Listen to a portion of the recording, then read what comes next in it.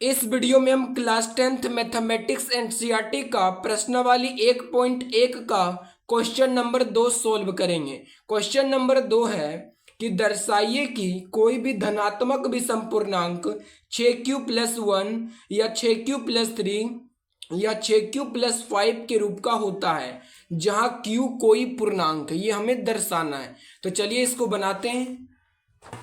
तो देखिए हमें यहाँ पे कहा गया है कि कोई धनात्मक विषम पूर्णांक 6q+1 या 6q+3 या 6q+5 के रूप का होता है, ये हमें दर्शाना है।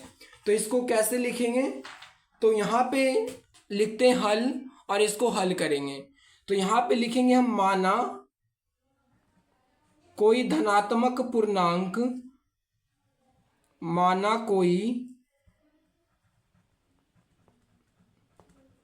धनात्मक पूर्णांक बराबर ए है। यानी कि माना कोई धनात्मक पूर्णांक क्या है? तो ए है। अब देखिए यहाँ पे b का मान कितना है? तो b का मान है 6। कैसे? तो मैं देखिए, एक होता है एल्गोरिदम, यानी कि यूक्लिड विभाजन एल्गोरिदम प्रेमिका क्या कहता है? ये कहता है a is equal to B Q plus में r। ये होता है यूक्लिड विभाजन प्रमेय। तो ये जो यूक्लिड विभाजन प्रमेय है, ये देखिए यहाँ पे ये 6q+1 है, यानी कि b का मान कितना है? 6 है। तो यहाँ पे r का मान कितना होगा? तो r is equal to, r का मान कितना होता है? तो जो r का मान होता है वो हमेशा b से छोटा होता है। r का मान क्या होता है? तो b से हमेशा छोटा होता है। तो r का मान हो जाएगा 0, 1, 2, 3, 4, 5 ही तक होगा, क्योंकि b का मान 6 है और r का मान जो हमेशा b से छोटा होता है। क्यों? क्योंकि आप जानते हैं कि जो हम यहाँ पे जो लिखे हैं a is equal to B Q plus में r, हम a को क्या कहते हैं? हम a को कहते हैं भाज्य और b को कहते हैं भाजक। b को क्या कहते हैं? भाजक। और q को कहते हैं भागफल, भागफल। और हम r को कहते हैं शेषफल, शेष फल कहते हैं। अब देखिए, जो भाज्य बराबर फॉर्मूला होता है भाजक गुने भागफल प्लस में शेषफल। जो भाजक होता है, जो भाजक होता है वो हमेशा शेषफल से बड़ा होता है, और जो शेषफल होता है वो भाजक से छोटा होता है। कैसे? हम अगर हम आपसे कहते हैं कि आप 6 को डिवाइड 6 से भाग दीजिए, कितना? तो 38 में दीजिए। तो आप 6 छोके 36, 6 बार में लगाएंगे, इसको आ जाएगा 2। तो इसको कहते हैं भाजक। इसको क्या कहते हैं? भाजक। तो ये देखिए जो भाजक है ये, और ये जो हमारा आया है इसको कहते हैं शेषफल, इसको कहते हैं भाजक। ये देखिए जो शेषफल आया है हमारा r का मान, ये b से छोटा है कि नहीं? आप कोई भी आप भाग दे के देख दीजिए। एक और हम एग्जांपल लेते हैं। 4 से भाग दीजिए आप 23 में, तो आप इसको लगाएंगे कितना बार में? 4 5 20 आ जाएगा, ये 3, शेषफल आ गया हमारा 3। तो जो शेषफल है ये भाजक से क्या है? छोटा है कि नहीं? इसलिए जो है शेषफल हमेशा भाजक से क्या होना चाहिए? छोटा होता है।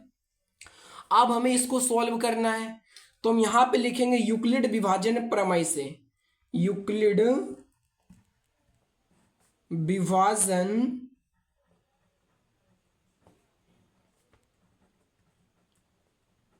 प्रमेय से। तो यूक्लिड विभाजन प्रमेय क्या होता है? तो यूक्लिड विभाजन प्रमेय होता है a is equal to B Q plus में r। अब हम क्या करेंगे कि r की जगह पे जो है सब हम यहाँ पे जो मान है सब एक एक करके रखेंगे। पहले r की जगह पे 0 रखेंगे, फिर 1 रखेंगे, फिर 2 रखेंगे, फिर 3 रखेंगे, फिर 4 रखेंगे और फिर 5 रखेंगे। इसी तरीके से सब मान को हमें r की जगह पे क्या करना है? तो रखना है। तो सबसे पहले हम लिखते हैं यहाँ पे कि r इज इक्वल टू 0 के लिए, 0 के लिए हम पहले r के जगह पे 0 रखेंगे। तो देखिए क्या होगा? तो हो जाएगा a is equal to b का मान कितना है? 6। तो हो जाएगा 6q और प्लस में r के जगह पे रखना है 0। तो जब हम 6q में 0 जोड़ेंगे तो कितना हो जाएगा? 6q हो जाएगा। अब हम r का मान लेंगे 1 के लिए, r बराबर 1 के लिए। तो a इज इक्वल टू क्या हो जाएगा? यहाँ पे b का मान है 6q प्लस में r की जगह पे रखना है 1 रखना है। इसी तरीके से आपको लेते जाना है। r बराबर 2 के लिए, तो a इज इक्वल टू हो जाएगा 6q प्लस में 2 हो जाएगा। r इज इक्वल टू 3 के लिए तो यहाँ पे हो जाएगा a is equal to 6q plus में 3 हो जाएगा। जहाँ r है वहां सिर्फ आपको 3 रखने जाना है मान को। अब लिखेंगे r इज इक्वल टू 4 के लिए, अब हम 4 रखते तो 4 रखेंगे तो क्या हो जाएगा, a is equal to 6q plus में 4 हो जाएगा।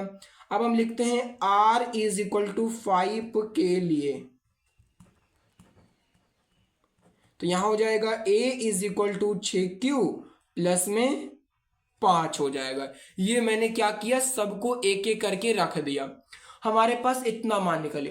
अब देखिए ये जो हमारे पास है 6q, ये कौन सी संख्या है, ये सम संख्या है। क्यों सम है, क्योंकि जब हम इसमें 2 से भाग लगाएंगे तो ये कट जाता है, तो ये सम है।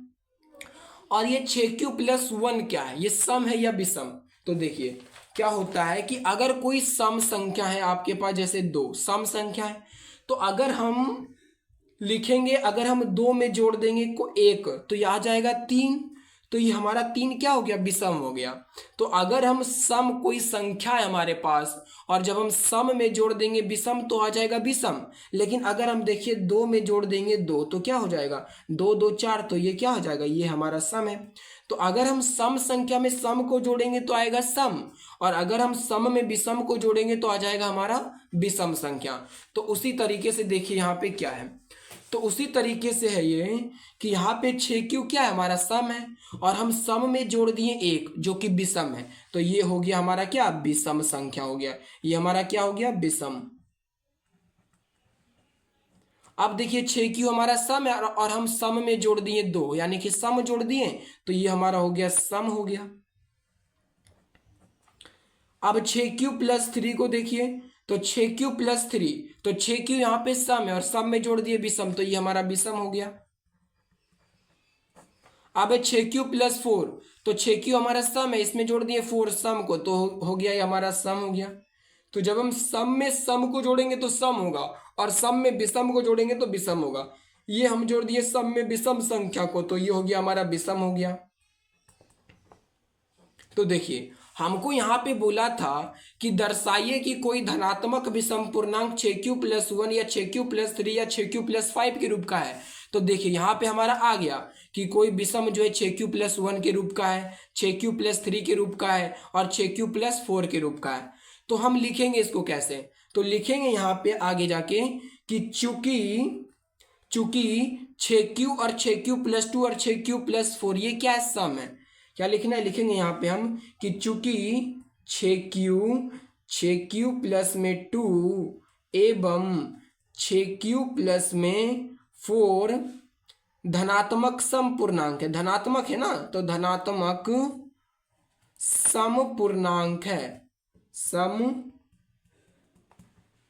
पूर्णांक है। और हमको चाहिए क्या, धनात्मक विषम पूर्णांक, क्योंकि 6q प्लस में 2 और 6q प्लस में 4 क्या है, हमारा धनात्मक सम पूर्णांक है। हमको चाहिए धनात्मक विषम पूर्णांक, यानी कि हमको चाहिए ये वाला विषम वाला चाहिए, हमको ये वाला चाहिए विषम वाला चाहिए, और हमको ये वाला चाहिए विषम वाला। तो लिखेंगे यहाँ अतः ये वाला 6q प्लस में 1, 6q प्लस में 1 यह क्या है, तो 6q प्लस में 3, 6q प्लस में 3 यह 6q प्लस में 5, ये वाला 6q प्लस में 5 क्या है, तो धनात्मक विषम पूर्णांक है। तो हमें यही बोला था सिद्ध करने ना। तो अतः 6q प्लस में 1 या 6q प्लस में 3 या 6q प्लस में 5 धनात्मक विषम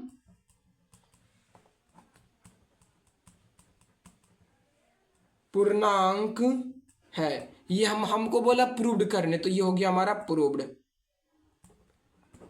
तो देखिए हमने इसको प्रूव्ड कर दिया कि जो कोई धनात्मक विषम पूर्णांक है ये 6q प्लस 1 या 6q प्लस 3 या 6q प्लस 5 के रूप का है। तो मैं आशा करता हूं कि आपको ये वाला जो है समझ में आ गया होगा। तो अगर आपको ये वीडियो अच्छा लगा है तो वीडियो को लाइक कर लें और इसी तरीके के मैथ को सीखने के लिए हमारे चैनल को सब्सक्राइब कर लीजिएगा। धन्यवाद।